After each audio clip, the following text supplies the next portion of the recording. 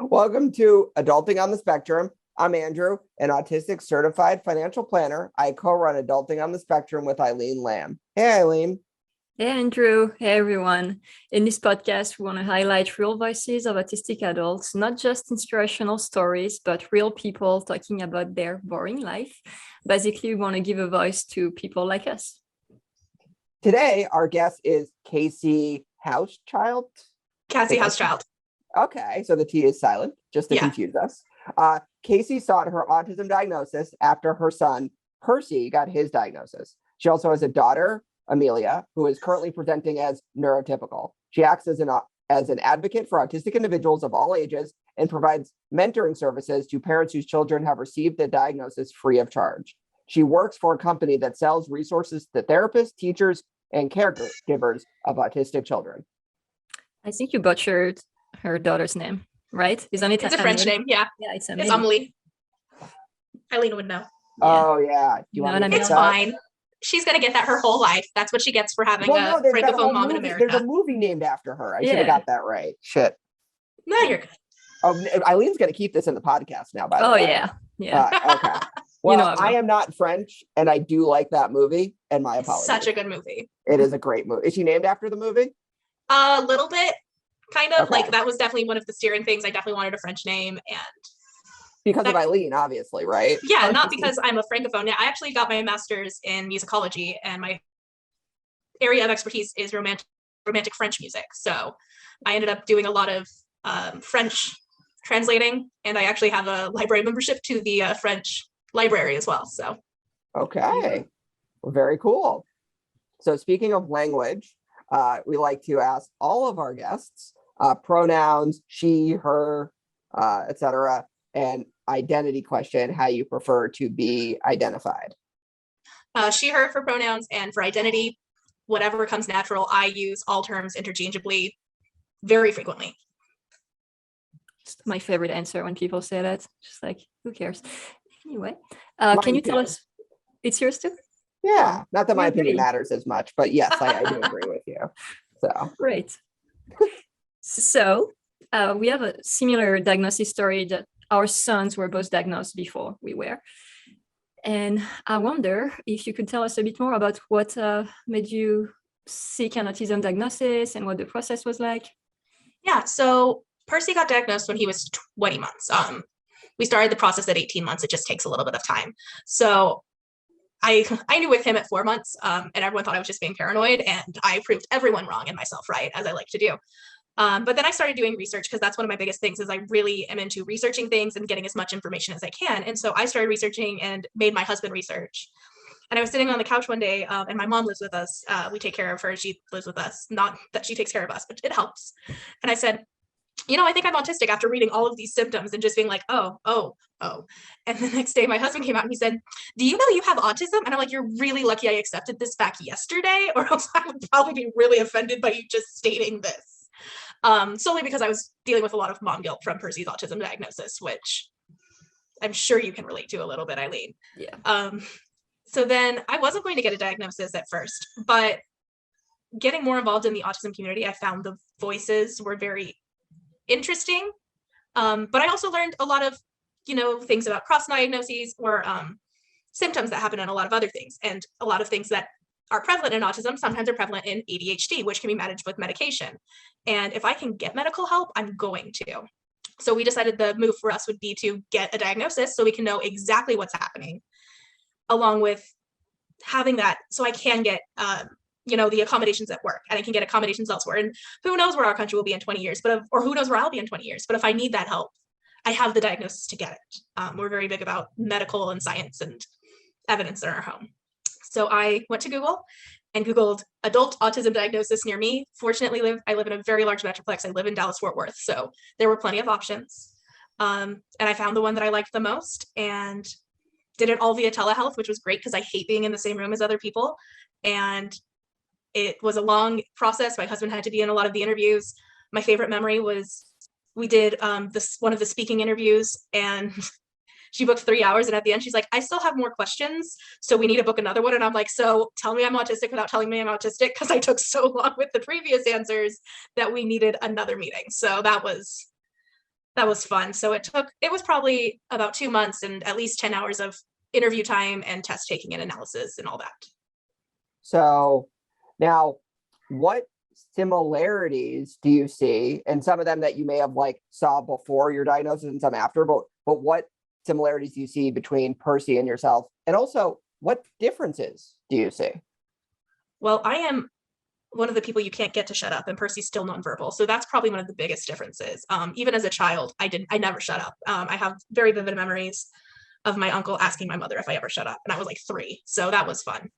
But we are both insane texture eaters. We are both very sensitive about what we eat and what we touch. We also tend to have similar frequencies. So when we go to the store, if I hear a sound that's bothering me from like the freezers, Percy will start fussing, and I'll say, Eric, do you hear that? I'll ask my husband, do you hear that? And he's like, I don't hear anything. I'm like, you don't hear that high-pitched squeal that is like banging into your ear like an ear pick? And he's like, no. So Percy and I'm very fortunate. I'm actually happy that I can hear that, because even though it's bothersome to me, when Percy starts having a problem, I can pause and say, what's the sensory issue to myself here? What am I hearing or feeling? Or stop and see what may be bothering him. And I think it's a lot harder for my neurotypical husband to be that observant. I think that's really interesting because, there's, autism is such a spectrum, right? And although somebody who needs, a lot more support, we may think doesn't have a lot, in common, but there's still, but you can notice that because you are, right? Even if the support needs are very different. Now, you have another daughter who I believe is extremely neurotypical. And I'm going to ask the same question. What similarities do you see and what differences?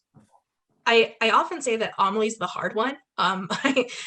Raising a child with autism is a huge struggle. But for me personally, raising a neurotypical child is very hard because they want a lot of things that I'm not comfortable naturally giving. She wants eye contact. She wants conversation. She wants interaction. And I'm like, Percy will sit next to me on the couch and we will not interact with each other and just be there. And I love it. But Amelie is very social, and it's a little hard for me at times. She will actually wear me out socially.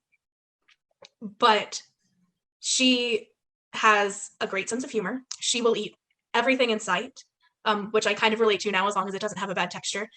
And she's very caring. I'm very empathetic. Like, I like to take care of people. That's very much my thing. Is if someone's in trouble, I want to take care of them. Even if it's a stranger on the street, I want to take care of them. Amelie, if her brother is crying and having a meltdown, she will start having a meltdown. So if we're doing anything that Percy won't like, cutting nails, cutting hair, brushing teeth some nights, we have to remove her from the room because she will actually go into distress. And it's far harder to deal with 2 kids who are having meltdowns than 1.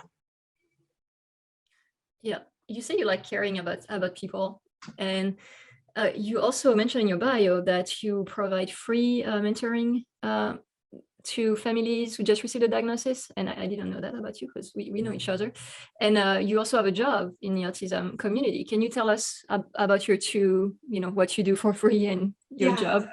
What I do for free is really, it's not something like, I don't advertise it, except I do. Like, I'm in a lot of the parent groups, and a lot of parents will come and they'll say, my kid just got a diagnosis and I don't know what I'm doing. I want to find an ABA.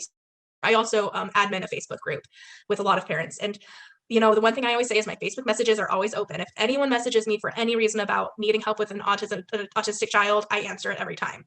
But especially for locals, if they want help talking through ABA centers, talking through school districts, just talking to someone, I give them my phone number. I say, don't call till 8 o'clock at night because that's when Percy goes to bed. And I will spend 2 to 3 hours on the phone with complete strangers, just talking them through what they're going through and what path may be best for their family. I'm not an expert, and I always say that. I'm just a person who did the research because that's what I enjoy doing. And that's what I can offer people. I can't offer, an expert thing. I can offer them at least a listening ear and a different side of logic that maybe is going on in their head. For my work job, I am the social media and communications associate for a company called Different Roads to Learning. We provide a lot of supports in terms of textbooks. We sell assessment kits. And so like the VB Map and ABLES, we sell that, but also we sell kits that include all of the products you need to do those assessments. They require a lot of products. So what we want to do is we want to make the ABA therapists' lives and the special educators' lives easier. We want to give them the tools they need. So what we do is we vet the products. We don't give anything that we don't believe is a quality product. And we make it easier for them. We do have things for parents, and a lot of parents I buy a lot of stuff from them. We just released a new book actually called Responsible and Responsive Parenting and Autism Between Now and Dreams. It is an amazing text. I will recommend finally to anyone who says, I just got a diagnosis and I need help.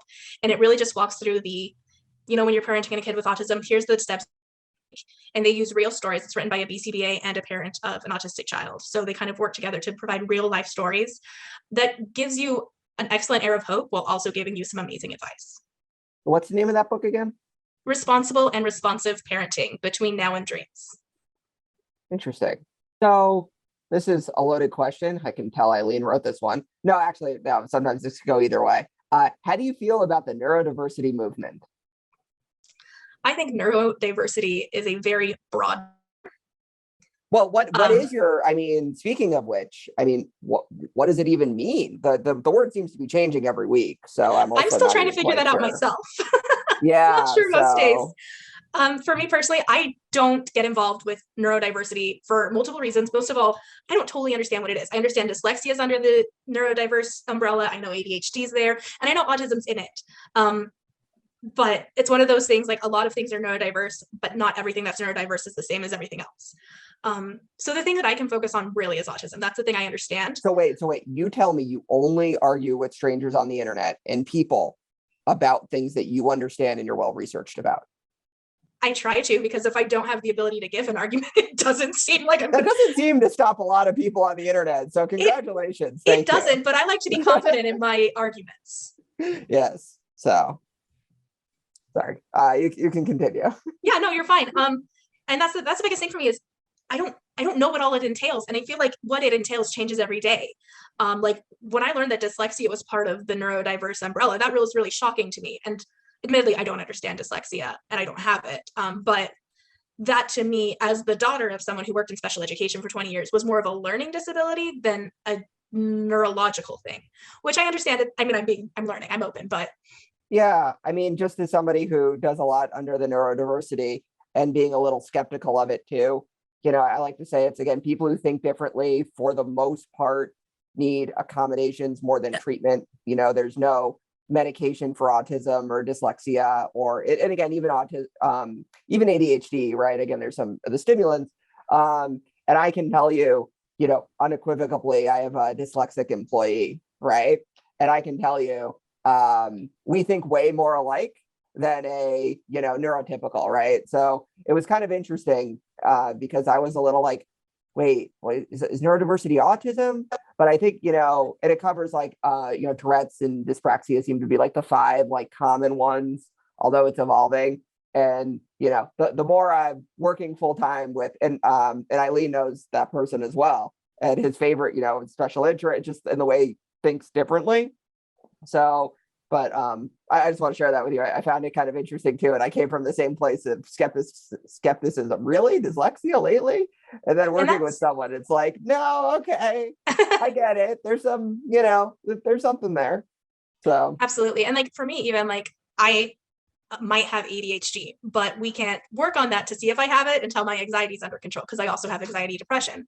So it's one of those things that's like, maybe, I don't know, but we can't figure this out until this is taken care of. So I think that might be a very common issue with people in the neurodiverse umbrella. Yeah. And nobody's, and it's all, again, people who think differently. It's kind of like the way I like to describe it, right? And born thinking differently, right? Again, that's my personal interpretation. So I found out Charlie had autism when I was pregnant with Jude, and I remember asking all the doctors about the odds of the baby Jude being autistic too. It was all very new at the time. That was 7 years ago, and I remember the first 2 years being like so nerve-wracking, watching his development. Is he gonna talk? At the time it was really like that was my worry. I didn't want a child who had severe autism again. I know it sounds horrible and I'm going to leave it in, but, I knew I could do well with a child who has autism like me because I understand it. But Charlie, it's just like so heartbreaking, all the, communication issues, the fact that he's nonverbal and the intellectual disability and all of that. But anyway, with Jude, the first 2 years, I remember like that anxiety of not knowing if he was, going to be autistic and if it was going to be severe like Charlie. Did you have these feelings too, or anything similar? or not? So I actually didn't get pregnant with Amelie until after Percy's diagnosis. We knew we wanted another child. But at the time, when Percy was diagnosed, he was in a pretty bad state. He is a headbanger as one of his stims. He's a self-harm headbanger, and he only does it on hard surfaces, such as hardwood floors. Percy had a permanent bruise on his forehead from 6 months on. I had never seen him without a bruise on his forehead. I had a doctor say once he hits his head hard enough, he'll stop doing it. And unless hard enough was enough to make him pass out, it was not hard enough, and he never stopped. After his diagnosis, we started him in ABA. And about a month or two after he'd been in ABA, the improvement was so significant that I finally felt comfortable having another child. Because I was like, I can deal with this kid now. Like we're making progress. Whatever comes with the next one, that's fine. Like I can deal with it because at least I have answers. At least I know what to look for, and I know how to find ABA and all of that stuff. And that ABA works for at least Percy, works for our family. That's what mattered to me. And of course, I mean, like it's always a scary thing, but we made it this far with one of them and he's still alive. So I think we feel like we're kind of succeeding. No, that's great. He's alive. Yeah, exactly. Right. Or no, just just like the optimism of like, it sounds like that, there was like a lot of, not as much hope, like a lot of struggling and a lot of just, wanting your son to not hurt himself. Right. So, I mean, obviously not hurt himself. You decided to put him in torture therapy, AKA ABA. That was sarcasm, by the way. But so as an autistic person, you clearly said that he was hurting himself and ABA helped him stop. Right. Now, the other thing that also really interested me is in the beginning, you spoke about how you do a ton of research, how you're not an expert, but you will research a ton. And, when you were doing your research, what did you find that made you okay with ABA? Right? Because a lot of people will start doing research and they'll say they find lots of things that, ABA is not good. Where did you do your research that they didn't? So the first thing, if that makes sense. Yeah, absolutely. The first thing with ABA is the developmental pediatrician recommended it. I went to this person for a diagnosis because I trusted his expertise. So I'm going to put a lot of faith in what he says. Sure. The next person I contacted was my very dear friend who got her bachelor's degree in early childhood education. I didn't know it at the time. I thought she was working at a Montessori preschool. So I messaged her and I said, hey, can you tell me about ABA? Do you know of any centers in the area? About 2 weeks prior, she had started at a center that was down the street from my house.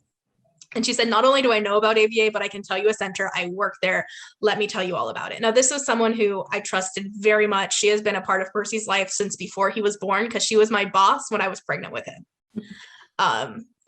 I knew who she was as a person and I knew who she was intellectually, and I trusted her advice. So then we toured that facility and they showed us everything and they explained things. And then I started digging a little deeper and I did see some of the stories from autistic people. The number one thing for me is I don't count a blog as a reliable source 95% of the time. And that's where you're going to see a lot of the worst information is on a blog. Then I read through the reviews. They go 40 hours a week. Yeah, well, most kids in daycares are there 40 hours a week. I knew it was play-based. I knew that he wouldn't even know he was at daycare, at ABA. And most importantly, I knew he was going to get a 2-hour nap and they were going to help us with potty training. So I always jokingly say that I cheat. When people are like, how do you potty train your child with their neurotypical kids? I'm like, I cheat. My son's autistic. I just send him to ABA. Yeah, they helped us too. It's, but a lot of autistic adults see it as torture, abuse, because, if a child doesn't want to potty train, why are you forcing them to be normal? I don't think that's normal. I think it's hygienic. And I think that's the biggest thing, is that there's a big difference between normal and hygiene. For example, cutting nails. Percy likes to scratch when he's angry sometimes. So we have to keep his nails shorter than perhaps he would like. But also toenails get ingrown if you don't cut them. I can cut his fingernails, no problem. He hates the toenails. But I'm not going to put him in surgery for an ingrown toenail, which my brother had. My brother had an ingrown toenail at 22, had to get surgery for it as a neurotypical adult. Oh, so we're going to gross everyone out here, okay? Fantastic, so I'm I had ready. an ingrown, I had an ingrown toenail at like 19, right? And I kept going. They kept cutting it out, and then it would get infected and it would grow back. So I go back to the doctor, they give me antibiotics, then I go back, they cut it out. So apparently what they do is then they cut it down even deeper and they pour acid in it. I was 19. I'm like, oh, acid, cool. I've never tried that before. And they're like, no. Not that acid. No. We're just burning the roots of the toenails. So I don't know why I felt the need to interject with that story, but here we are. And part of the sides of my toenails won't grow back. I was a lot younger. I think my brother and I have an 11-year age gap. So I was much younger than him when it happened to him.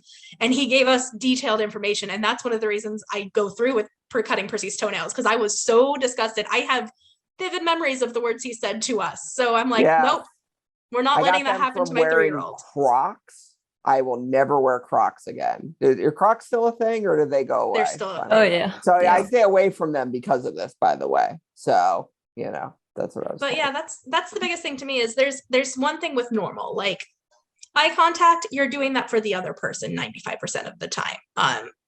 I pay better attention if I'm staring at a wall than staring at a person, because then I start noticing things about them. But as an adult, I choose to sometimes look people in the eye.